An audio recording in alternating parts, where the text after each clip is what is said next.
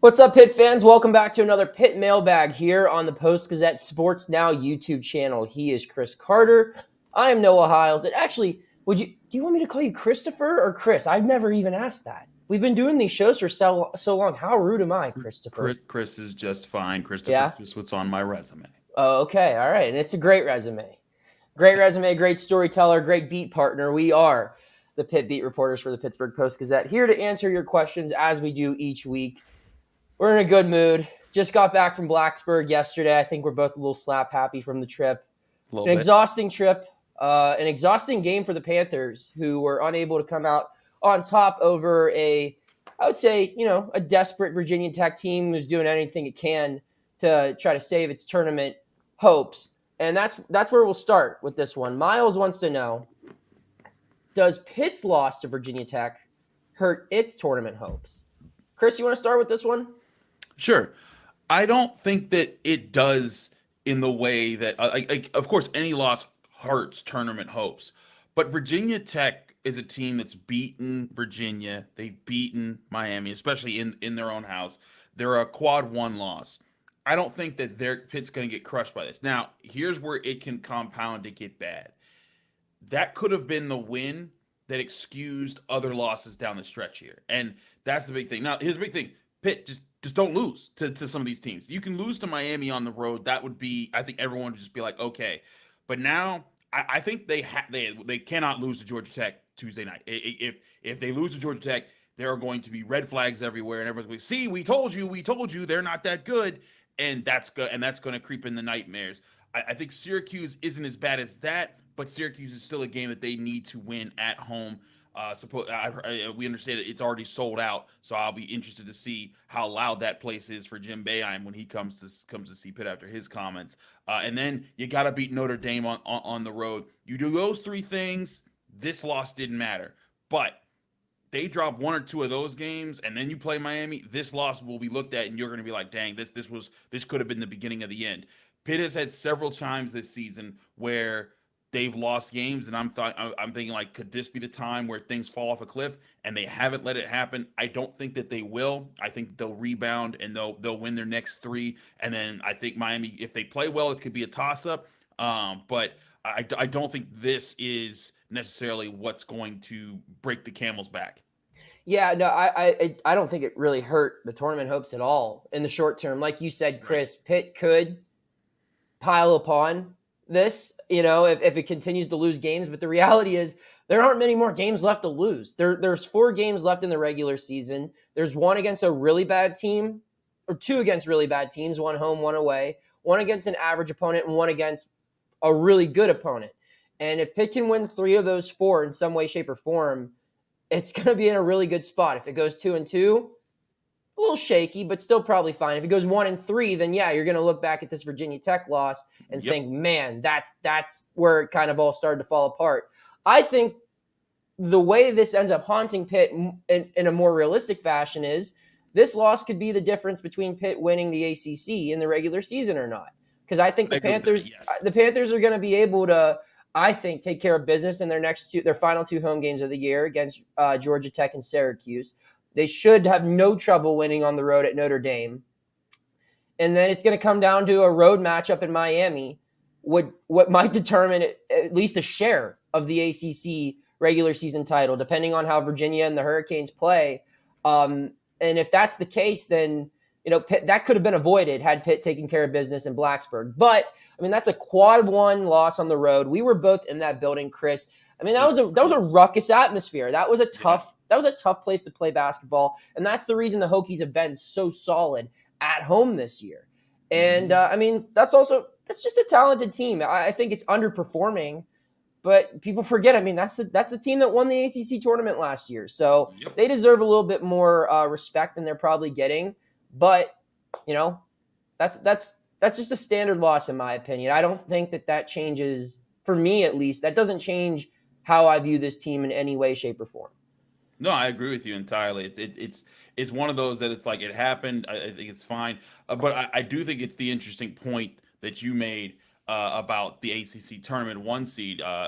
Brendan Marks, a UNC Duke writer for the Athletic, He did a poll of ACC writers and asked me a few weeks ago, or maybe a week or two. I think it was a week ago, when he asked me, like, who do you think is going to end up being the top seed in the ACC tournament? And I said it's going to be Virginia, because I thought Pitt was going to lose one more game, and I think Virginia can win out. Now, Virginia still has to play North Carolina and Clemson. They get a home game against Louisville, so I don't think it'll be that close as it was. Right, exactly. Unless Ellis goes off again, but maybe they drop one of Clemson and North Carolina, maybe. But this was the space that if Pitt had beaten Virginia Tech, that would have given them a 2-game cushion over Virginia, to kind of say, like, hey, now you could, if they lose that game, then you could still lose to Miami and not be a problem. Now you need to win out and hope that Virginia loses one of those games. I think it's unlikely that they lose both of those games, but still, they're in a really good spot. And I don't think that Pitt fan, if you told any Pitt fan that this is where they would be on February 21st, I think that any Pitt fan would have taken it. Yeah, I agree. So we'll move forward now. Jack wants to know, was Jeff Capel wrong to blame the ACC Network for the conference's poor reputation this year? I'll start off with this, Sure. Chris. I'm not going to sit here and say Jeff can and can't say anything. I mean, he's the head coach of an ACC team. He's well within his rights to issue criticism wherever he feels warranted. I just don't think it was correct criticism. I don't think he was morally wrong to say what he said. For those who don't know, Jeff, during the ACC coaches call, Chris, if you could pull up the quote, just have it ready. But he basically was asked about, again, we asked him last week, do you think it's fair that the ACC is being viewed as having a down year? He said no and explained why. And then he went further on that Monday, saying that, part of it might be the ACC Network giving tough coverage. So yeah, you have the quote up. The exact quote was when he was asked about the ACC's perception. He says, quote, "I don't really get it. You look at the success that we've had in the NCAA tournament, the ACC Big Ten Challenge, what our guys have done nationally, coaching, players, talent, draft picks. It's more than anyone. And I never really understood it." So I think the other thing, I think Jeff's talking about not just this year, but overall. But to continue the quote, he says, "I was watching the ACC Network, and one of the first questions was, is the perception or reality that the ACC is down?" And he says, "I never see that on the Big Ten Network. And I watch that network a lot because one of my best friends coaches in that league, and they always pump up the Big Ten. I think it's a really good league, that being the Big Ten, but I think ours is too. I wish the people who represent us would have that kind of respect, pump up our league, and be positive instead of looking at negative things." And whoo, that's a lot to put on the ACC Network there. Yeah. I think get to your point, because your point, I think, is going to be similar to mine about the perception isn't necessary. It's not that everyone's turning in and seeing Jordan Cornette and saying, "Yep, that's what we should think about the ACC." Yeah. I'm not going to sit here and say the ACC Network is an irrelevant media outlet by any means. I mean, I'd watch it pretty much every day just because of my job, and Yeah, I'd love to come on if they're paying attention. I'd love to come on for a guest segment sometime. both of us. Yeah, both of us. But the entire country isn't tuning in and day out to hear what the ACC Network has to say about the state of its basketball conference. I mean, that narrative goes way, way, way beyond the ACC Network. And I think the ACC Network only talked about that narrative because everyone else was already discussing it. All of the national pundits and outlets and talking heads, bracketologists, evaluators of any sort have been saying that for weeks now. And I don't think they were wrong to point it out, or at least debate it. Chris, do you want to make a point here before I point out some numbers? Yeah, so I think the biggest thing is, and I get back to this, I think Jeff, when you kind of listen back in the part where he was talking about the legacy of the ACC, I think he's talking about not just this year, but every year. Last year, people said the ACC was terrible, this, that, and the third. Pitt fans just didn't care because Pitt was bad, and so it was like, well, what do we care? We stink anyways. But last year was another year where the ACC was perceived to be down, and then they were three of the Elite Eight. Almost half of the Elite Eight out there. They had two teams in the Final Four playing each other. And they were like, see, our teams were good this year. There were some stumbles and bumps. But I think that part of this is we are trying to navigate this landscape that it's college basketball, where it's not the same as it used to be, where teams have the same team that they've been developing for 3 years, and that's just the superstar team that's going to run from start to finish. So many teams are constructed with new players, with transfer players like Pitt, that take time to form and figure out who they are. And then those teams that go and do well in the tournament, those are the teams that sometimes lost early in the season, like North Carolina did last year, and then they got hot. I think that Jeff's point is like, look, we're very talented, and this is like, we should not be considered this terrible conference if you look at how good they actually are. And I think that it's just some of the metrics that we're using to try to guide us through this era, when there aren't as many just dominant teams every year, that we know that, preseason number one is going to be preseason number one from start to finish, which was North Carolina. So I think it's that, and we're trying to find these new things, and some of them just ain't sticking for me. But the numbers that you bring are also important. Yeah, so I had the chance. You could check out the story. I talked to Ken Pomeroy from the guy who invented Ken Pom. He is Ken Pom. And I asked him why the ACC was so low valued in his system this year. And Jerry Palm also spoke about it last week on 93.7 The Fan. And both of them just kind of pointed out that said, look at the ACC's non-conference. Jeff pointed out the ACC Big Ten Challenge and to us last week. And he also reiterated again on his answer Monday. And yeah, the ACC did get the best of the Big Ten. It won the Big Ten Challenge 8-6, and it beat the Big Ten overall 13-12 in 25 total matchups. But that's the only powerful conference that the ACC had any sort of success against the AAC, which I wouldn't even really call a power conference, but it has Houston, who's, in my opinion, one of the best, if not the best teams in the country, plus other teams like Memphis and UCF and programs like that. But the ACC went 1-3 this year against the AAC. It went 2-5 this year against the Big 12. It went 4-5 against the Big East, and it went 4-8 against the SEC. Now, you could look at those games, game for game, and you could say, well, Florida State and Louisville accounted for a lot of those losses. But that's the reality of when you have a 15-team conference, your overall brand product year by year is as good as the top teams, but is also as bad as the bottom teams. And while we could sit here and debate if the top 3 or 4 in the ACC, the NC States, the Virginias, the Pitts, the Miamis, if they could hold their own against the top tier from the other the other conferences, the bottom of the ACC is just simply a lot worse than most of the bottoms of these other conferences. No other conference has a team as bad as Louisville is this year. No other team had another, traditional power like Florida State start as poorly as Florida State did. And the Seminoles got a little better, but they're still immensely underperforming due to injuries and all kinds of other stuff. You look, Georgia Tech, just another bad team recently, and same for Boston College. And you combine all of that hurts your conferences, your league's overall brand. And as a result, you're seeing not just Pitt, but other teams like Clemson, who a couple weeks ago was in first place of the ACC.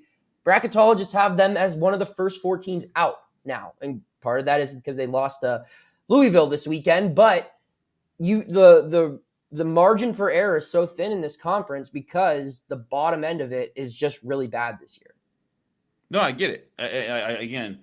I understand that part of it, but I think where I would push back on that perception is, you know what? Yeah, the bottom's really bad, but some of the top teams are really good. Like, I think Virginia is legitimately a good team, and they've barely squeaked by some bad teams of late. But that is a team that we've seen Tony Bennett. He's been a national champion. He knows what it's like to gear up. I think Miami's very talented. I think Pitt's a team that if they get in the tournament and they get hot shooting, they could take down a lot of teams out there. And I think that you could say that for a few other teams in the ACC.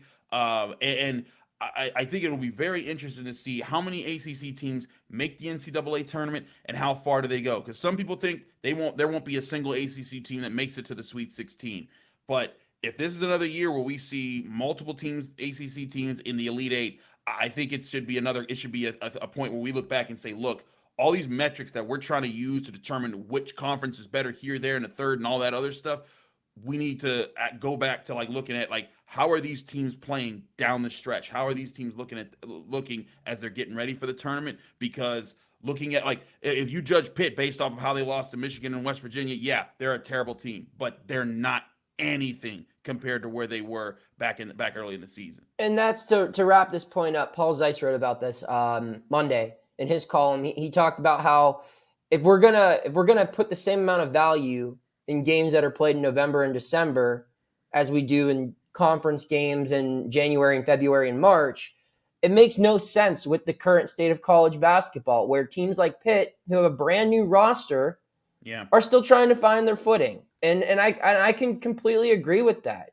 I think that those games are the reality is they just are different. It's a different type of season. You know, a lot of those games are played on neutral courts as part of, you know, challenges or classics or invitationals. And that should also be accounted for. And I don't know. It's just you really don't know what you have for any college team until conference play arrives. You see it in football and baseball and a whole bunch of other sports as well, where these teams who start hot might not be able to maintain it. And there's other teams where it takes a minute to get going, but they can finish the season strong. And that's really what matters most. So if we're going to hold the same amount of value for a loss for, you know, not just Pitt, but for any team that's still trying to find its footing with a brand new roster in November, as a huge win over a ranked opponent in February, I just don't think that makes sense. So, and maybe that'll be something that's accounted for in the future, just because, I mean, we're going to see this become a common theme where roster turnover is going to continue to be a big thing year in, year out in this game. So Invest in Golf has two questions. His first is, with the lack of inside presence for Pitt's offense, do you see any indication that Blake Henson or Jamarius Burton could take advantage of mismatches in the post? Carter, you want to start this off? So, like, not in traditional post play, but I think that they could get guys on the move and put them in some uncomfortable situations. And that's where I think that Pitt can get some advantages, because Jamarius Burton is a guy, his size and his ability to score with his size, he's able to beat the smaller guards, and he's quick enough to beat the bigger guards. And he can use that quickness to get around some of the bigs that try to get him down low. But the problem is when he has to kind of work in the post, and like Virginia Tech, some of the guys were getting up to just post up on him, and there was not much he could do on defense. That's not where you want him, and that's where I think that the problem could come for him. I think Blake Henson.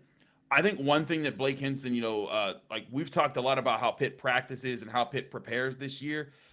If I think Blake Henson, there should be some more work done for Blake Henson to be able to score going to the rim. He did more of that early in the season, and I think of late he's become just more and more of a sharpshooter who can help in transition and then score there. But I think that they would be really helped if Blake Henson could catch from the 3-point line, dribble, beat his man off the ball, and then be able to throw down a dunk, get a layup, score that way. And then that way it will scare teams that try to do what Virginia Tech did by guarding the perimeter. I mean, Virginia Tech, they were guarding the passes. They were as soon as Pitt was catching passes, they were up on them. They were saying, "You're not shooting that. You got to attack the basket. You're going to have to go around us."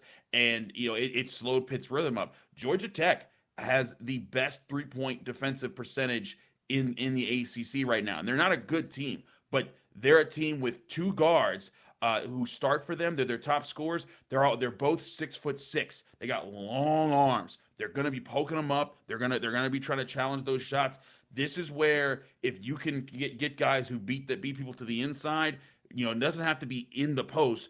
But when post players come to try to defend you, use your agility, use your quickness, get around them, score, and then that'll force those perimeter guys to be a little less aggressive to get out there. Yeah, I mean, I just kind of go off of what you were saying. I mean, this question in general, I don't think Pitt's a team that you want to have designed offensive sets where you're going body on body down low on the offensive end. It's not really a team where you're trying to draw something up to get someone the basketball in the low block. That's not how this team's built to win, and it's not really the brand of basketball anyone should be playing at the collegiate level. And in 2023, I think, unless if you have an Oscar Shigwe or a Zach Edey on your team, which Pitt doesn't have this year. So, but like you said, Carter, I do think that Blake Hinson could be used a little bit more on the offensive end than what he has been used recently, where, I mean, reducing him to just being a shooter. And I think that's more on Blake's shot selection than it is Pitt's schemes overall. But yeah, he can't just be a shooter. He's got to use that size and that physicality. And I think a lot of Pitt's success in the paint, when you see the Panthers score close to the basket, has a lot to do with transition.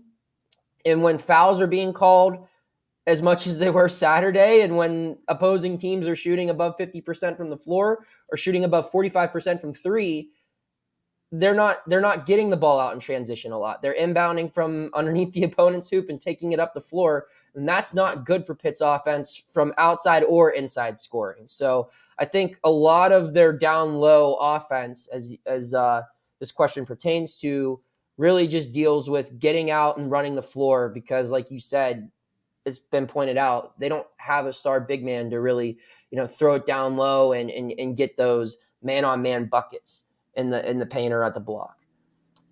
Move on now. Investing Golf has another one. How much more could Nike Sibande do to spark the offense when it goes stagnant? And I'll start with this one. I think Nike, this number to me shows exactly how valuable Nike is.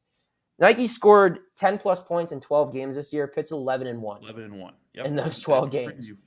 Yes. And so that's, to me, the big thing where, yeah, I mean, he's going to have off games. I think there are also other factors where Nike doesn't get going for things out of his control. Like sometimes the game just doesn't flow for him to be super involved. If it calls for, like if Blake's got the hot hand, Nike might not be shooting a lot. I only think he shot once in the first half Saturday. So I do think it should be a point of emphasis to get him involved, because like we pointed out, I mean, when he's going, this team is really, really hard to beat. But at the same time, you don't want to force it. You want to make sure everything comes up organically. And when guys in the starting lineup aren't performing well, that might create more attention on Nike as well, though. And that might result in him not having a good game. So I don't know how much more of a spark he can provide, because I think that he provides a really good spark to begin with. No, I feel you on that. I mean, it's obvious. Yeah, when he's on the floor, he's one of the best six men in the ACC. He's able to come on when he scores. Heck, the first time they played Georgia Tech, he put up 21 on them. That's still a season high. And when he's on the floor and he's able to hit, even if he just gets if he gets that 10-point mark, he's hitting 3-pointers, he's driving to the basket. Teams have to look at it. And when they start looking at him, that opens up shots for Nelly Cummings and for Greg Elliott and for Blake Hinson on the perimeter. And then that's where Pitt's game is. They still have made the most 3-pointers in the ACC. They're not shooting efficient. They're not the most efficient 3-point shooters, but they are shooting for volume, and that is a big part of what they are. And that's what a lot of basketball has become in today's age, especially in the NBA. So I look at that and I say, like, man, if Nike Sibande can be the guy that forces defenses to have to consider him more, and it makes it tougher for them to guard the rest of the guys like to shoot from the perimeter, or again opens up more space in the paint for guys to drive and attack, that's where he can be. That's where he can be a true asset. I agree. He needs to be used more. He needs to be. He needs to be. They should draw up plays where I think he gets more opportunities. And some of that time it's just flow. It's just feeling how the game's peeling out.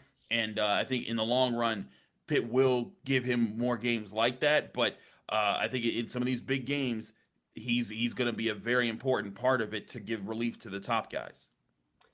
So in Capel we trust is the final question, and they want to know, is Pitt basketball still recruiting high school players for next season, or will they focus all of their attention on transfers?